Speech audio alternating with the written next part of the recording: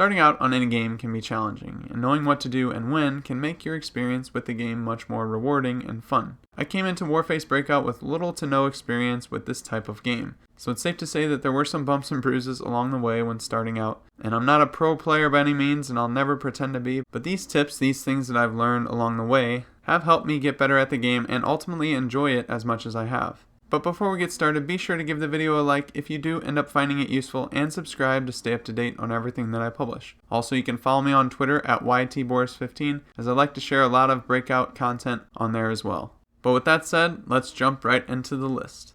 Number 1, probably the most important thing you can do as a new player, stick with your team. And this is especially true if you're attacking. It's very important to be around your team as much as you can. You'll get more kills and you're more likely to survive and win the round. Now, I'm not saying that all 5 people have to take the same exact path or look down the same direction, but try not to go rogue and leave your teammates hung out to dry. You can probably get by on your own at times if you're an elite tier player, but for most of us it's beneficial to stick together. While defending, you'll want to split up a bit more just to cover both bomb sites, but always be aware of who's dying and where. And that leads me to the second thing I've learned, the second tip on this list: pay close attention to the map and audio cues. Now, there's no big map that you can check at all times in this game, but there's a pretty good mini-map. The mini-map gives you a ton of information from where someone has died, where enemies are shooting from, to where your teammates are looking while you're holding down an area. The blue X's mark where your teammates died, and the red X's are for the other team, and the X's are vibrant if it's a recent death, and they dim out after a short time. This helps you determine where someone just died on the kill feed, even if multiple people have died in that same location. There are also a number of audio cues that will help you figure out what to do and when. If you're defending and near one of the bomb locations, you'll likely hear the attacking team arm the bomb if you're close enough, as the character yells out loud that the bomb is armed. Got a present for you.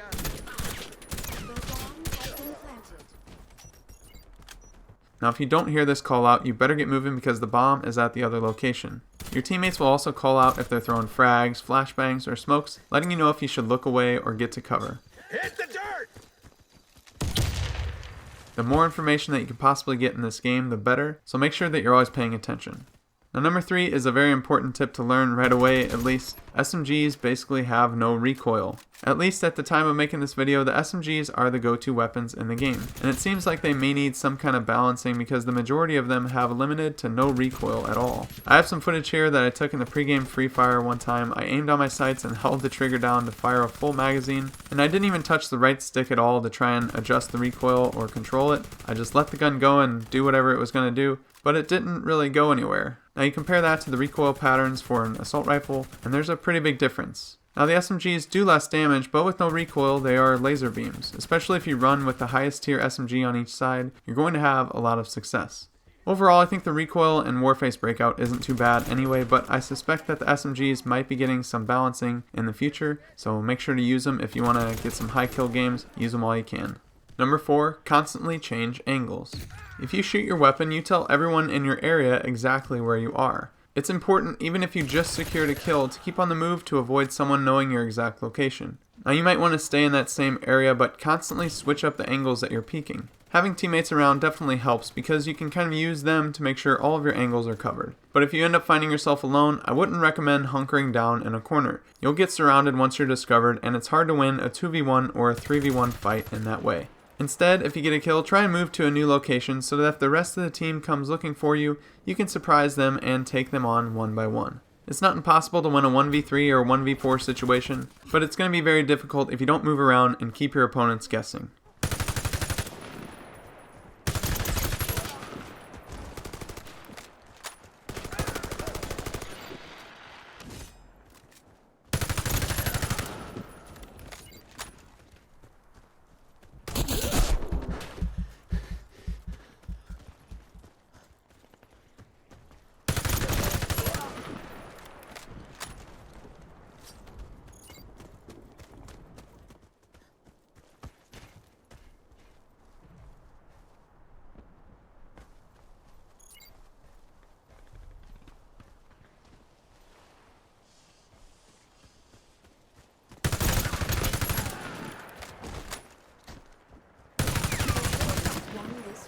Number 5. If it's too late to defuse the bomb, just survive until the next round. You never really want to just give up, but if you know for sure that you won't be able to make it in time to defuse a bomb, or if there are just simply too many enemies surrounding it and you won't be able to get to it, the smarter play is to just survive until the next round. If you just throw your life away, you'll have to repurchase your weapons and equipment for the next round, so it's beneficial to just survive. Same goes for when you're protecting the bomb. You actually want to stay far enough away from it so the blast when it goes off doesn't kill you.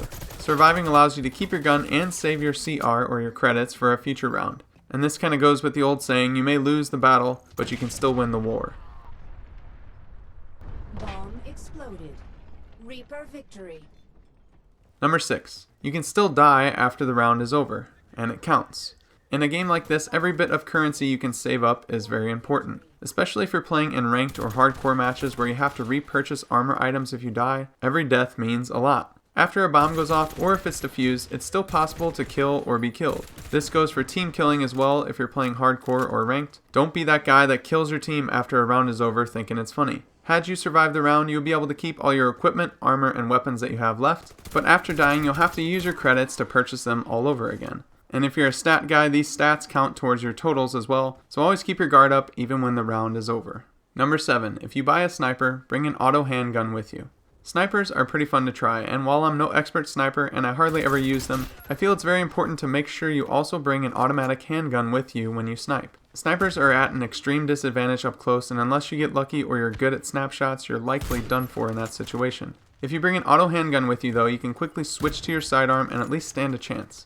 I've gotten tons of kills with the auto handguns in this game. They're actually really good, so having one on your side makes sniping more expensive, but it's a little less frustrating to try. And we all know it's nice getting those one-shot headshots.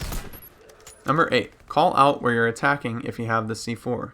So many times I've picked a side when I have the C4 only to look back and see that nobody from my team has followed me. Warface Breakout isn't all about the kills, there's an objective here too, guys. Attacking Site A.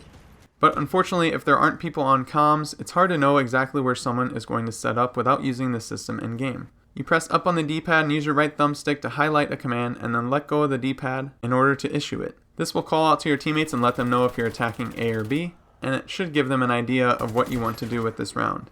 You could always wait for your team and see where they go, but a lot of times getting into a position on the map first can mean life or death. So it's always important to get a fast start, but if you're trying to mess around and see where your teammates are going, that can be difficult. Now with number 8 in mind, make sure you always do the next one. You will probably win more rounds. Number 9, protect the C4 carrier. Depending on who has the bomb and where they go, always try and protect them and work together as a team like I said in tip 1. Now if the guy carrying the C4 goes straight into the gunfire right in the middle of the map, maybe it's best not to go down with the ship, but it's usually a good idea to stick together and stay in the general area. You're much more likely to win a round with teamwork, and if your C4 carrier dies and you're in the area, you and your team will have that opportunity to be there and scoop it up and plant it yourselves. And finally, the last one on the list of things that I've learned, things that have helped me get better at the game and just make it more fun overall. Number 10, try new weapon combinations and scopes. Unless you're really worried about your kill death or your rank, especially when playing casual mode, switch it up a bit and try out some new weapons or scopes. Now each side has 4 guns of each type of gun, and they're all a little bit different. Try out some new guns that you're not the best at or that you haven't used before, and slap some different scopes on there to see if there's one you're more comfortable with. In my opinion, it's a fun way to mix up the gameplay and have some new experiences. Using the same weapons round after round can get boring. Using that top tier SMG, while it is definitely the best option in my opinion, whether you're shooting downrange or close up, doing the same thing over and over can get stale. But not only will it make it more fun, trying new things will allow you to familiarize yourself with every gun in the game and know when to use them and when not to.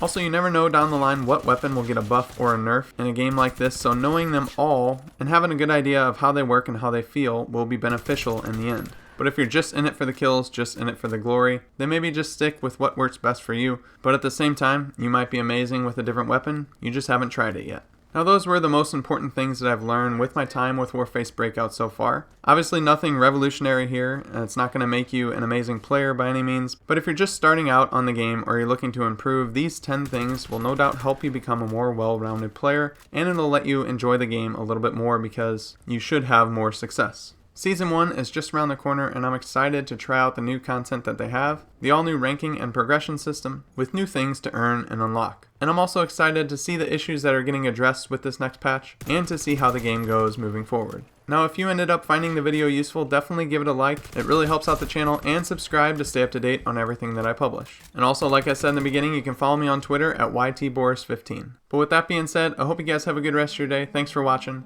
until next time, I'll see you later.